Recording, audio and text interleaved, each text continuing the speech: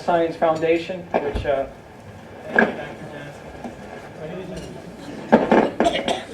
not cooperating. Come on. Is there a technical person here? Electrical engineer.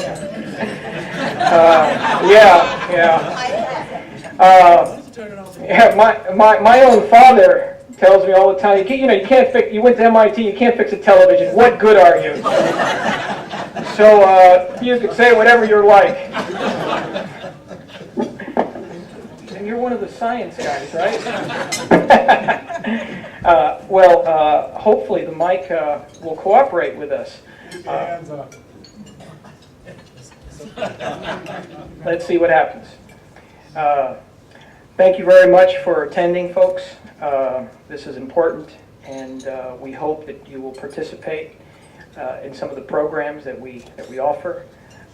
We're very dedicated to significantly improving the number of underrepresented women, minorities, persons with disabilities in our region.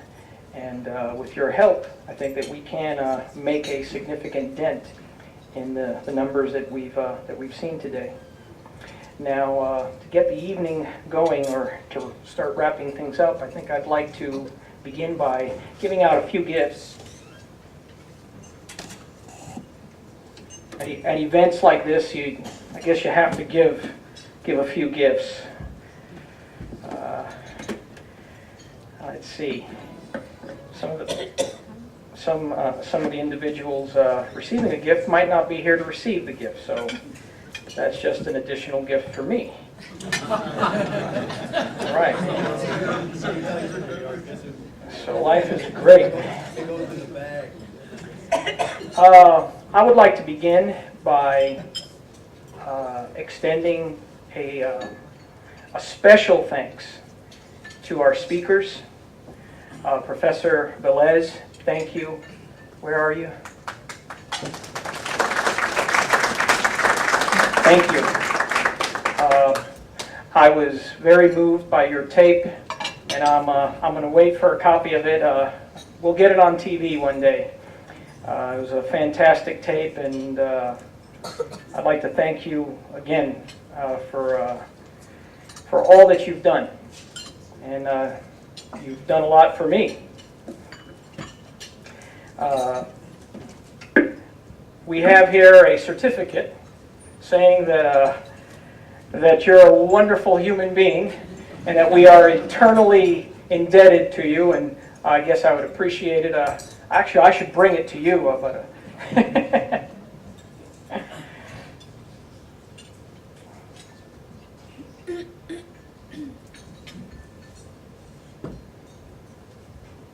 thank you, sir. Thank you very much. Thank you.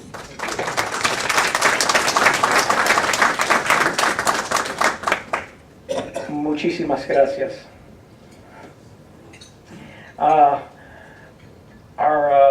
Our other speaker, Professor Charles Thompson.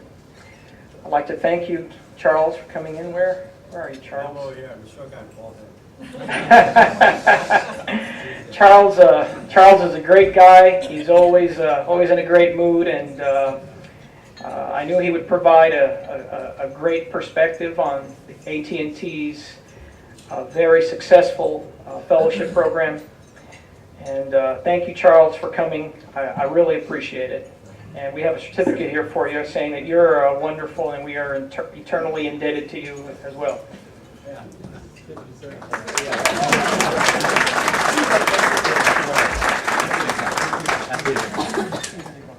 Thank you.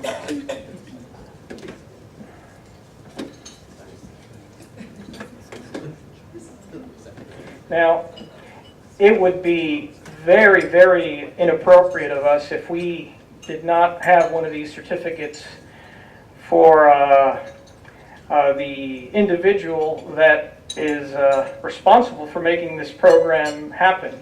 And I'm referring to our main sponsor from the National Science Foundation, where I've been blind. There, you're right in front. I've been blind ever since I was a little kid. They make fun of me in elementary school. junior high school, even in graduate school they made fun of me. Consistency is good. Dr. Roosevelt Johnson, thank you very much for being here and for contributing to our cause and for just supporting us the way you have.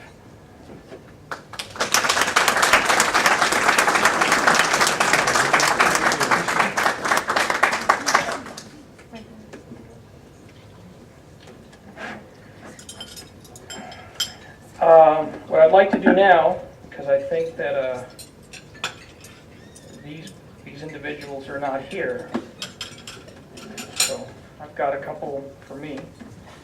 All right.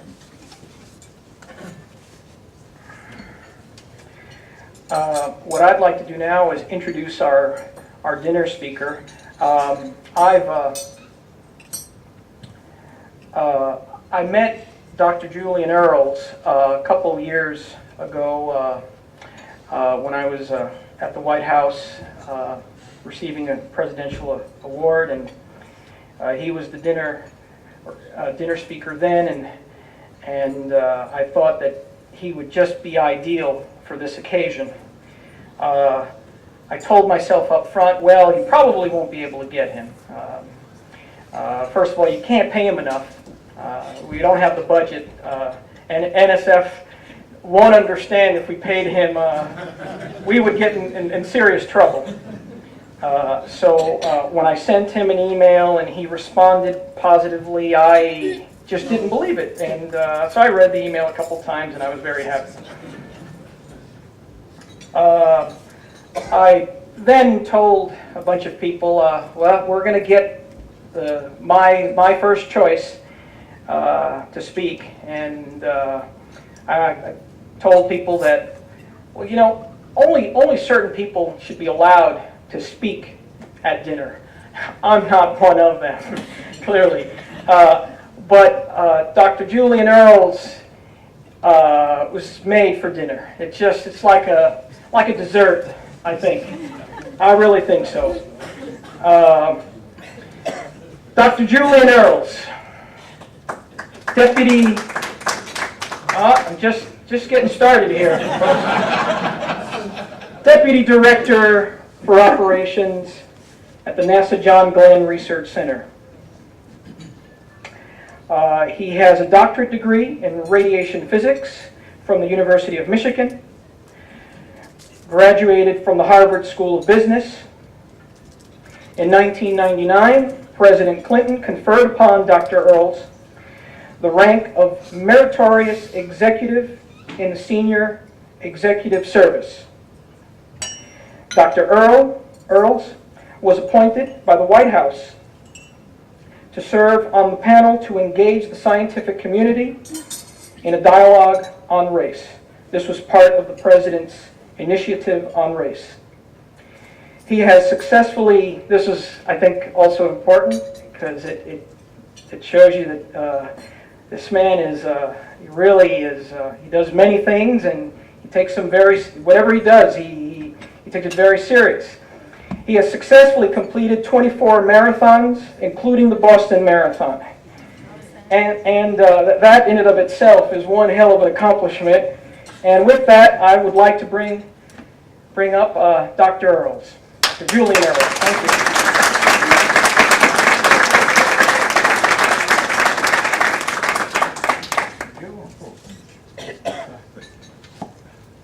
That won't make up for the small stipend you gave you. Are there any questions? This microphone and I, we're going to try to get along. I recall giving a talk down in North Carolina as I walked up to the podium.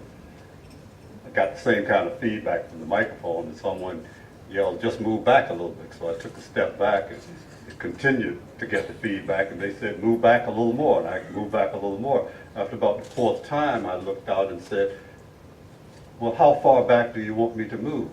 He said, "Do you have a car?"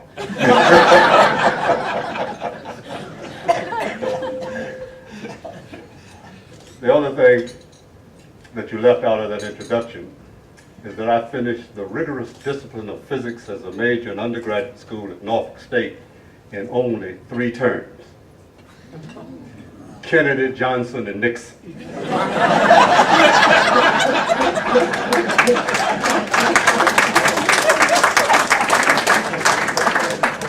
It sounds like you can relate to the length of time it takes to finish undergraduate school. Well, look, let me just tell you that I'm indeed honored to be here. I know what you've been doing with the workshop. I know how anxious you are to, in fact, get some time for yourself. So I'm mindful of the time, and I'll begin by using the words Elizabeth Taylor used with each one of her numerous husbands when she said, "I promise I won't keep you long."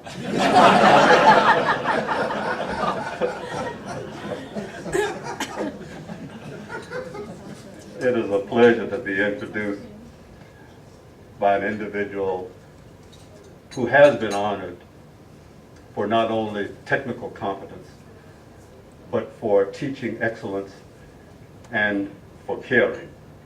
An individual, in my opinion, has the creative intellect of Albert Einstein, who has the perspicacity of W.E.B. Du Bois, who has the courage of Geronimo, and the physiognomy, the classic good looks of Antonio Banderas. Thank you for your kind words. So when I did get your email, you know, it's interesting. I went to the Harvard Business School. Dean, I think he went to the Pontius Pilate School of Business Administration, because I didn't get an invitation. His email told me that I was going to be here. And knowing the audience, the competence, the accomplishments, the contributions, I started to ask, well, why would you come to NASA for an administrator to address the dinner meeting of such a distinguished group? But I was dissuaded from asking the question based upon the experience of a friend of mine who was a banquet speaker. During dinner before his speech, he broke his dentures. He became quite concerned because he knew he would not be able to go on and give his speech, was going to have to return the check for his fee, which he had already spent. When the MC noticed what had happened, the MC called him aside and said, well, open your mouth. He looked in his mouth, said, not to worry, I'll be back. The speaker put his broken dentures in his pocket. The MC disappeared, came back in about 20 minutes, reached in his pocket, pulled out a pair of dentures and gave them to the speaker, who put them in his mouth, and they fit perfectly, an absolutely flawless fit. The speaker thanked the MC, sat down, but then was overwhelmed, overcome with curiosity. He looked at the MC and said, are you a dentist? The MC said, no. Or the speaker said, the MC said, no, I'm just a plain old undertaker.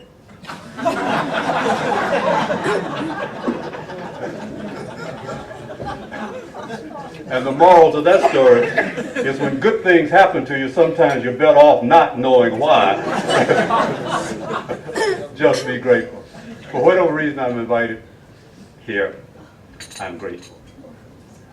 I'm grateful to be in the presence of people who know the value of education, who know the value of pursuing education to the very top. People who are giving of themselves to make a difference. When I think about the mentors in my career, in my life,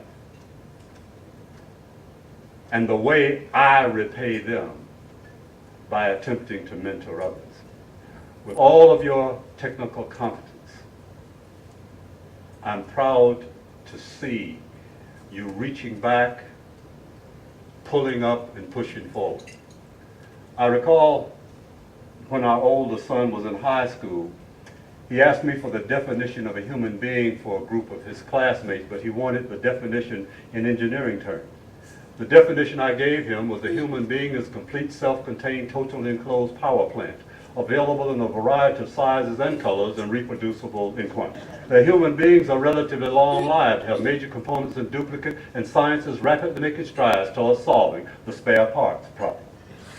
Humans are waterproof, amphibious, operate on a wide variety of fuels, enjoy thermostatically controlled temperature, circulating fluid heat, evaporative cooling, have sealed and lubricated bearings, audio and optional direction and rangefinder, sound and sight recording, audio and visual communication, and are equipped with a sophisticated control center called the brain.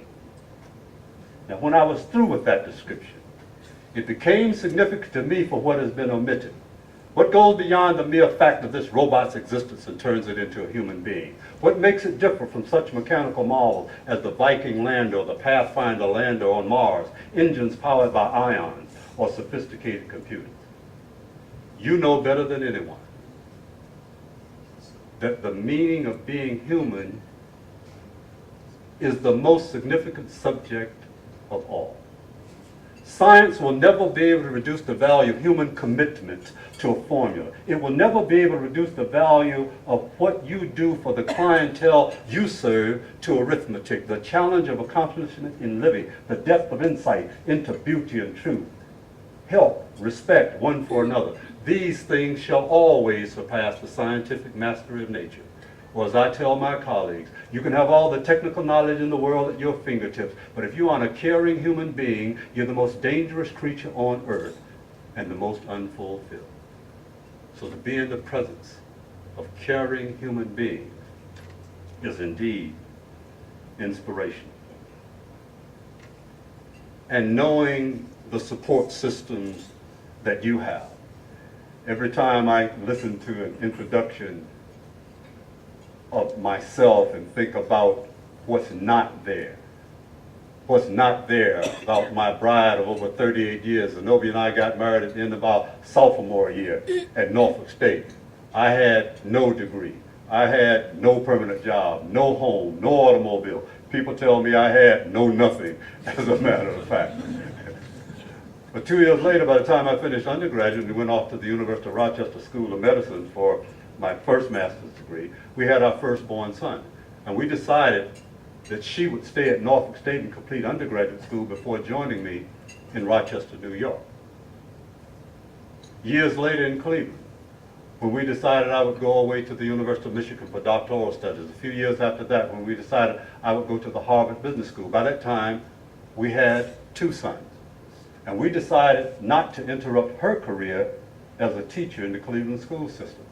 So I went away and I commuted home as often as I could on weekends, but she stayed in Cleveland taking care of 2 sons, would get up in the morning, make sure they got dressed, fix breakfast for them, take one off to daycare, another off to school, go teach a full day of school herself, reverse that process in the afternoon, come home, throw off her coat, kick off her shoes, fix dinner for them, and see to it that they did their homework. And she did that so that I could achieve. So everywhere I go, I never make a presentation without telling people how special she has been. And I borrow from Gladys Knight and her used to be pips, if you will, because I say that if anyone should ever write my life story for whatever reason there might be, Zenobia will be between each line of pain and glory, because she's the best thing that ever happened to me. And I didn't realize how much she had done for me until she went back to graduate school and I was stuck with those 2 D's.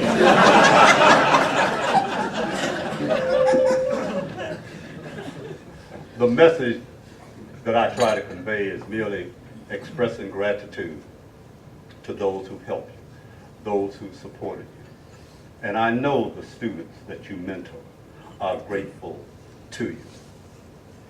You touch lives in ways that you can't imagine, sometimes in ways that you don't realize yourself.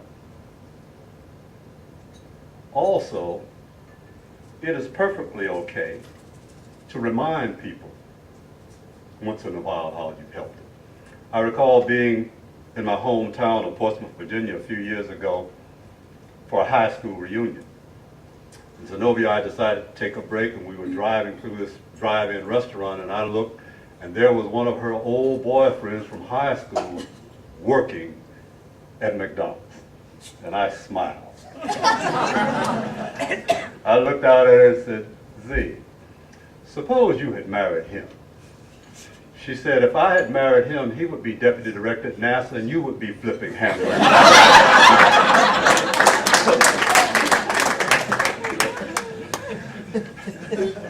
And I have no doubt that that is absolutely true.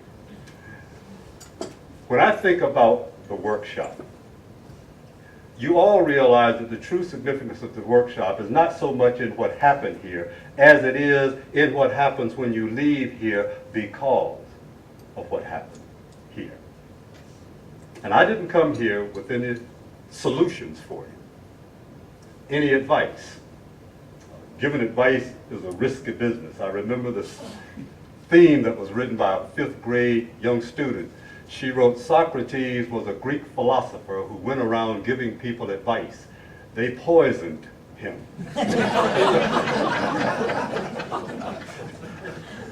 So one has to be careful in attempting to offer advice. Also the topic.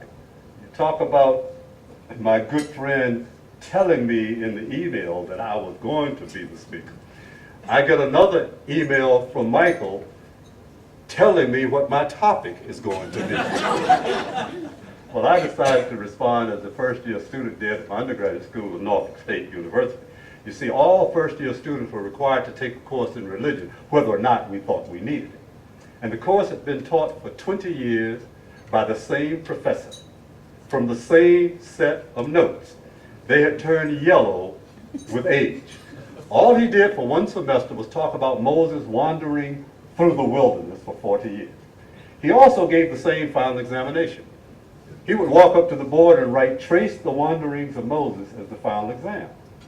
Well, the poor first-year students had no clue what the exam was going to be, so the upperclassmen, fraternities and sororities, were surviving financially by selling the final examinations to the first-year students. Well, the faculty tired of this. Faculty went to the dean to complain that their department was the laughing stock of the school. And you do something about this or we will. Well, you know how deans are, of course. The dean called the professor in and said, look, no more trace the wanderings of Moses. You change that exam or I will. They said the professor mumbled something about tenure as he walked out of the dean's office. But on the day of the exam, the students filed in. Some had on their shirt cuffs a few places Moses had gone, palms of the hands a few other places. Professor walked up to the board. Instead of tracing the wanderings of Moses, he wrote, criticize the Sermon on the Mount. The students dropped their heads, started using language students use when they bought the wrong examination. One by one filed out, except one student who sat there and filled up 5 examination blue books. When the student turned them in, the professor was so elated, he said, I'm not going home to correct this test. I'm not going back to my office. I'm correcting this here and now. He opened the first booklet and the student had written, who am I to criticize the Sermon on the Mount? Rather, let me trace for you the wanderings.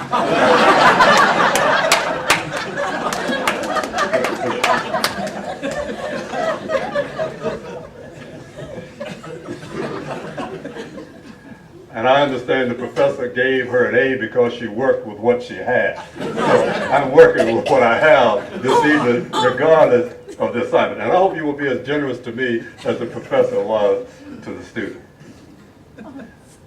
Don't underestimate the value you add to people's lives by mentoring, by doing what you do.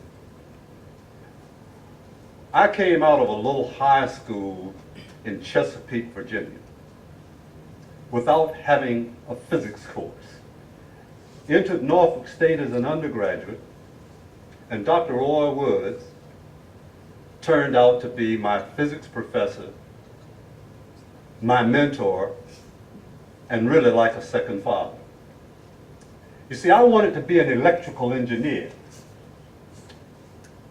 And I used to get a catalog from North Carolina A&T in my senior year in high school and look at that catalog, and my mouth would water over the courses for electrical engineering. And then I could not afford to go. Went to Norfolk State, lived at home, and commuted. And they did not have an engineering department. But I was smart. I was going to make myself an electrical engineer. I was going to take all the math they offered at Norfolk State, and over in the industrial education department, I was going to sign up for the courses as an electrician. Take all those courses, and that combination was going to make me an electrical engineer. Well, that's the first exam in physics. Dr. Woods called me in and said, well, young man, what are you doing? What do you plan to major in? And I told him. He said, well, look, why don't you consider majoring in physics? Because often physicists work as engineers, and that would give you some options. And I said, okay. That got me on a path where I almost stopped with the second exam in physics. I had never failed an examination in my life up to that point. And when I got that paper back, there was more red on the paper than the blue pen that I had used. And I was about to give up. But somehow he saw something in me perhaps that I did not see, and encouraged me and worked with me. And by the time I was in my junior year there, I was tutoring students in the freshman and sophomore year. And that's when I learned that if you really want to learn something, teach it. Try teaching it. That's when you really learn. So if we want our students to be better students, then what we have to do is in fact give them those opportunities and make sure that they tutor, that they teach, because that's the key. And when I finished undergrad, I was offered a position at NASA for more money than any of my professors were making who taught me at Norfolk State. But the relationship I had developed with Dr. Wood made it unquestionable, because he said to me, no, son, you're not going to work for NASA. You're going to graduate school. And I said, okay. Blind obedience. But I had enough faith in him to know that he would not tell me to do something that was not in my best interest. And let me just fast forward for a few seconds, because I finished undergrad at Norfolk State in '64. I met him in 1960. And he's become like a second father to me. When I went off to graduate school, when I decided to go work on my doctoral degree, it was his influence that said, son, that's what you need to do. You will do that. And just last November, I had the unfortunate experience of going back to Norfolk to be with what I call my second father, because his wife was killed in an automobile accident. They were both 87 years old. He retired some years ago, had been married for 66 years. Right? Had one son, I say other than me, because I've always considered myself, and they've always considered me, as the second son. And he was driving the car when the accident occurred, was hospitalized, couldn't come out of the hospital for the memorial service, could not attend her burial service, which was in Missouri. But I've talked with him since I left Norfolk State. Not a single month goes by where I haven't had several conversations with him. And I've talked with him every day since the accident in November. I headed off to Rochester. Professor there took me under his wing. Went to the University of Michigan. G. Hort Whipple, my mentor. My employment at NASA, my mentors. My mentors at NASA have always been white males, by the way. See, people seem to, somehow, students may believe that you have to look like me to be my mentor. All you have to do is have my best interest. Be genuine, sincere, supportive. And it makes a difference. And that's what I admire about you, doing it yourselves. I recall when our two sons were young, they were seated at the breakfast table, and Zenobia was fixing breakfast for them. And she was fixing these waffles. And this big waffle was about to come off the waffle iron when Gregory and Julian started arguing over who was going to get the waffle. Zenobia looked at him and said, look, stop this bickering. Why don't you think about what Jesus would do? If Jesus were here, Jesus would say, I want my brother to have the waffle. Greg looked at Julian and said, okay, Julian, you be Jesus.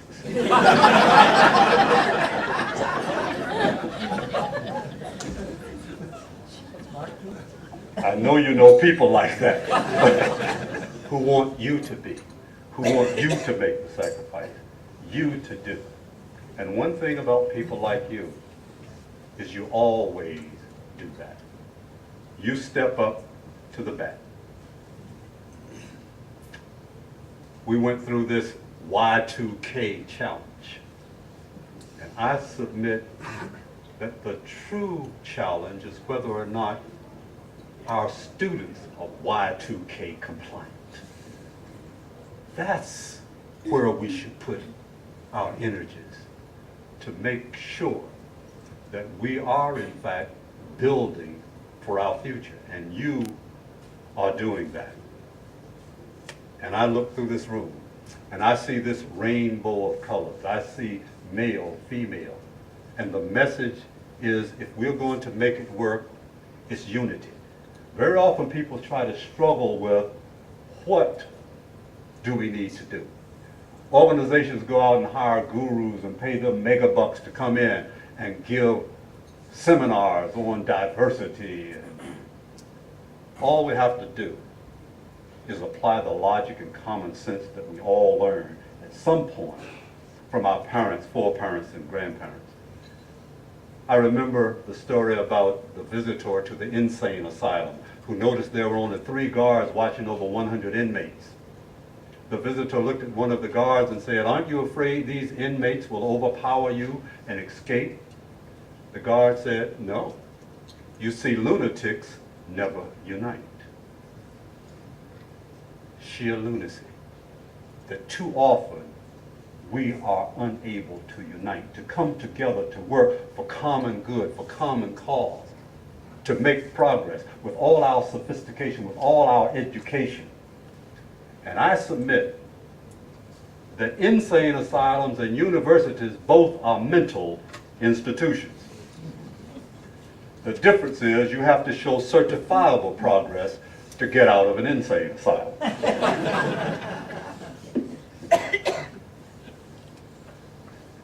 Believing that working together, that synergy can make a difference, and valuing the input from everyone. When I grew up in the church, there was a deacon who used to say, God did not give anybody everything, but he gave everybody something. And one of the things that will make you successful as mentors, as peers, is respecting others and what they bring. I've never met anyone who wasn't superior to me in some dimension. I can learn from anyone. I recall being hired to be a consultant for a nuclear power plant company. They wanted to place a nuclear power plant in the state of North Carolina.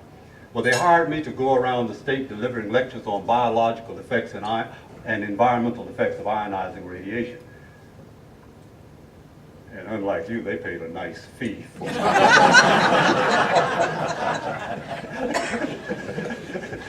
They even provided a chauffeur-driven limousine for me.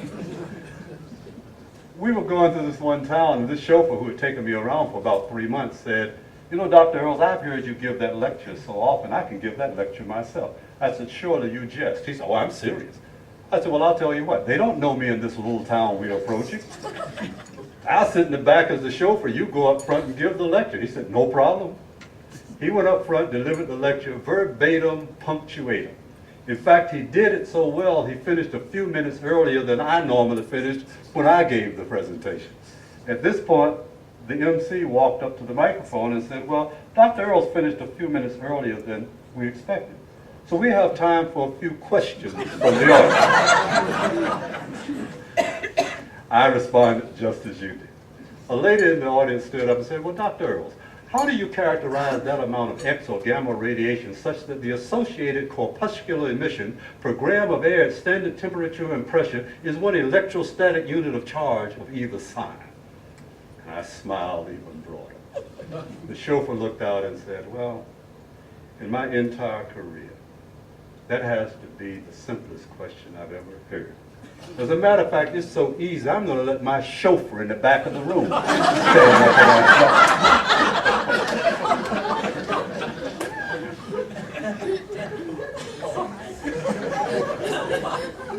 Education is more than classrooms and laboratories. Ingenuity, thinking on your feet. Those are characteristics that we have to recognize and appreciate in people. When I talk about respecting all students, I go around the country talking to high school students, and very often I will hear them say that they've been discouraged from math and science courses because they are not making straight A's. And they are told if you're not getting A's, B's in those subjects, don't consider technical careers. And I get disturbed by that. Whereas it's true that if a thing is worth doing, it is worth doing well, the natural corollary to that gives me heartburn. That is, if you can't do it well, then don't do it at all. That's not true. That's a lie. You see, life is not a spectator sport. You can't spend time on the sideline watching only those people who are good at something do that. I tell students that there isn't a person in the room, generally where I'm speaking, who doesn't own a radio, stereo, tape deck, or CD player. But I ask, when is the last time, and I'll ask you, you just sat with some friends and sang for yourselves? We don't do that very often. We let entertainers do that. The point I try to make is I don't want anybody singing my song. I want to sing my own song, even if I'm not the best at singing. I don't want anybody doing my dance. I want to do my own dance. I don't want Michael playing my game. I want to play my own game, even if I'm not the best at doing that. Think about it. If only the finest birds in the forest dared to sing, how quiet the forest would be. If only the best readers dared to read, how dumb our nation would be. If only the best athletes engaged in athletics, how weak our nation would be. If only the best dancers dared to dance, how sad our nation would be. If only the best lovers dared to make love, where would you and I be?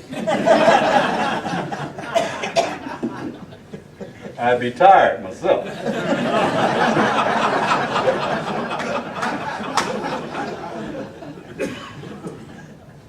The message I give is that if a thing is worth doing, it is worth doing, period. The physics students I teach part-time, I tell them, look, if you take physics and fail it flat on your face, you're a lot closer to the Nobel Prize in physics than those who never took the course. If you go out for the wrestling team and get pinned within 3 seconds, you're a lot closer to the state wrestling championship than those who never got on the mat. You cannot learn to swim without getting wet.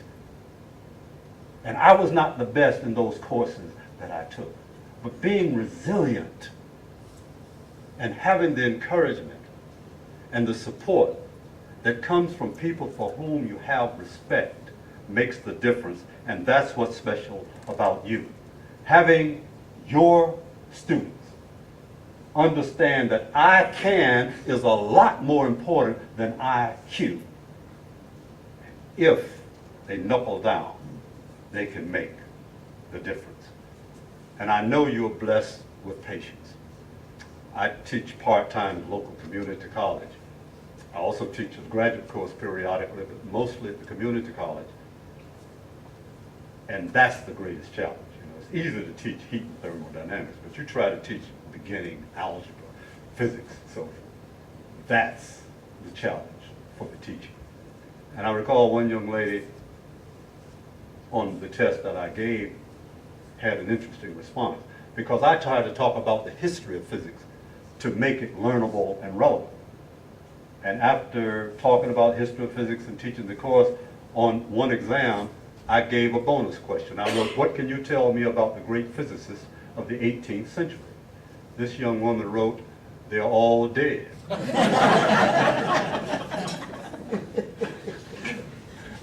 Well, I had to give her credit. The answer was absolutely correct. It was similar to the experience when I was giving a lecture at Purdue the first time I went there. I flew into Indianapolis, picked up a rental car to drive to West Lafayette and got lost. Pulled over to the side of the road and saw a farmer and said, "How do you get to West Lafayette from here?" He said, "My son-in-law generally takes me." You know better than anyone in life, often it is more important to know the right questions to ask than it is to know the right answers. But I decided that any student that responded that way with that much wit deserved more attention, not less. So I called into my office and said, "You've done very well on this exam, and I believe that you have a future in a technical career field. I think you should go on and get a bachelor's degree and then even beyond that." Then she started saying, "Well, you know, I'm not so sure I can do that. I'm not married, I have 2 children," and getting into this broken home syndrome nonsense. And I said, "Let me tell you one thing immediately. A broken home is not a home with a single parent. A broken home is a home without love. Too many successful people have been reared by single parents for us to start writing people off and calling them at risk as a result of that." I said, "Young lady, you can do this." She said, "Well, I have to wait for my mother to come home to take care of my children. And I can only go part-time. How long will it take me to get a degree going part-time?" I said, "Well, it might take 8 or 9 years." She said, 9 years? Do you know how old I'll be in 9 years? My response was, "Young lady, you'll be the same age in 9 years whether or not you attend college." But 9 years later, you'll look back and say, "If I had started then, I would be through by now." And our sons say, "If your aunt were a man, she would be your uncle." You can if your life away. The world is full of couldas and wouldas and shouldas. If only. The message I give is you must never let yourself be found at any point in life saying how much better off you would be if you had done something that was completely under your control in the first place. To fast forward, that young woman did finish her degree in environmental science from Capital University, came to work for NASA as a health physicist, now has her master's degree. She talked about she was too old to start, because when she was in my class at the community college, she was 37 years old and said she was too old to start working on a degree. And I reminded her that the Roman scholar Cato started to study Greek when he was 80 years old. And someone asked, "Why would you start to study a foreign language at such an advanced age?" Cato's response was, 80 is the earliest age I have left to start. And that's true for everyone here. Whatever your age now is the earliest age you have left to start to do some things that you wanted to do, that you needed to do. Playing a musical instrument, studying a different language, whatever it is. Now is the earliest age. And if it's worthwhile, like you tell the students with whom you interact, it's going to require some effort. My folks used to say, you know, nothing worth having comes easy.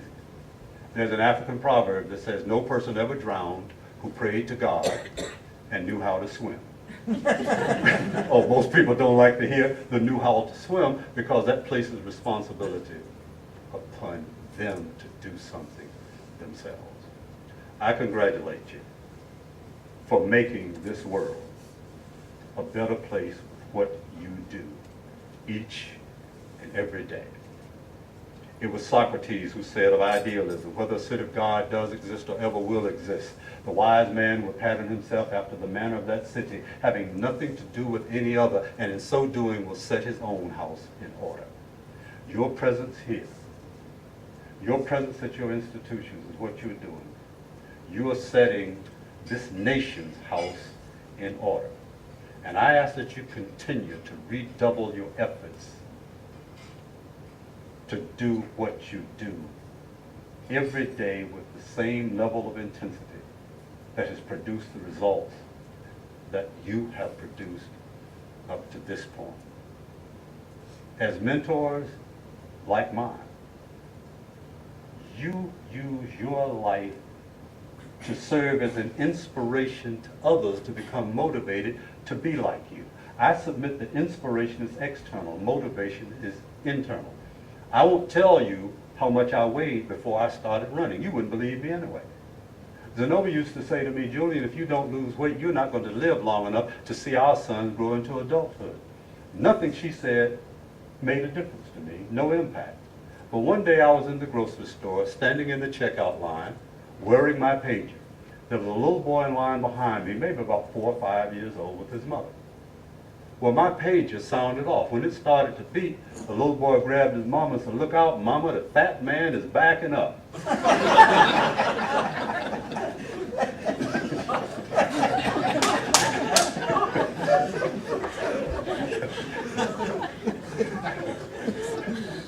Now that was the inspiration I needed to motivate me to put the Hostess Tweakers back up on the shelf, leave my car at the airport, and I decided to try to walk home. Well, I couldn't make it all the way, but I decided I needed to change. I needed to start an exercise program. People said change is difficult. Change is not difficult. The easiest thing in the world to do is change. Sustaining change is the challenge. And when I started to exercise, I couldn't run around the track once completely without stopping. But I had to jog before I could run, before I could run races, before I could run marathons. The message that you preach is the one that I had to learn: persistence. It was Calvin Coolidge who said, "Nothing in this world can take the place of persistence. Genius will not. Unrewarded genius is almost a proverb. Talent alone will not do it. Nothing is more common than unsuccessful people with talent. Education alone will not do it. The world is full of educated derelict. Persistence, determination alone are omnipotent." So please continue with the persistence. And finally, I know the kind of people you are. I know that no one could place greater demands upon you than you place upon yourself. That you set standards for yourself that no one could impose upon you. And I look around this room, and those people that I know personally, with whom I've interacted over the years, have always given of themselves to make a difference. And you tend to get a little bit disappointed when you don't see the kind of results that you really would like to see. And you work hard. And let me tell you this: do some nice things for yourselves. When you feel good, you do better. You've all flown, and you notice the flight attendant comes on and says, during an emergency, the oxygen mask will drop from overhead. They tell you if that happens to put it over your mouth, breathe normally. I don't know how you breathe normally if that thing ever drops. And then put it over either a child's mouth or someone traveling with you who needs help. You extrapolate that to life, and it says you can't take care of anybody else unless you take care of yourselves. So don't neglect doing some things for yourself. Maybe while you're here, before you leave, you'll go to one of these malls and do something extravagant, buy something expensive. Guys, you know, attack your closet, throw out the Nehru jackets. They're probably not going to come back. Ladies, get the little ugly sisters out of your closet. You know, Polly and Esther. All right? Besides, ladies will tell you that clothing left in the closet a long time shrink. That's true, man, absolutely. And you know, the technical people in here will tell you it's the lack of light in the closet that causes that shrinkage. All right? But please, do something nice, taking care of yourselves. Reward yourselves for what you do, because you will not always get expressions of gratitude from outside. But you don't do what you do because you're looking for thanks. You do it because you know it's the right thing to do. And stay on the target. Stay on the path. Even though things don't always turn out the way you like and you don't have 100% success, I lied to you. I am going to give you advice. The advice I give you as you leave this place is the same as advice the judge gave the 80-year-old man she sentenced to 30 years in prison. The old man cried sympathetically, "Your Honor, I will not live long enough to serve such a sentence." She looked at him sympathetically and said, "That's all right. Just do what you can." That's the advice I leave with you. Just continue to do what you can. Thank you for your time.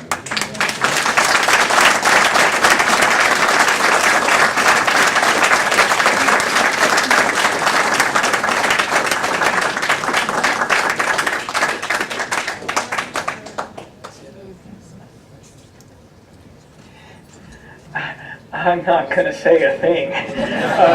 Thank you. That was wonderful. I'd like to thank all of you once again. Please have a safe trip back, and we hope to be hearing a great deal from you. I guess that's it, right? We got certificates Oh, we've got more certificates. for everybody. For the faculty. Oh, boy. I was going to deprive you of these certificates. Yeah, Tony got to you. How are we Need going? wallpaper or something? How are we going to give these certificates out? There's a lot of certificates. You know, I really didn't want you to hear my voice during dinner, especially after. Oh boy.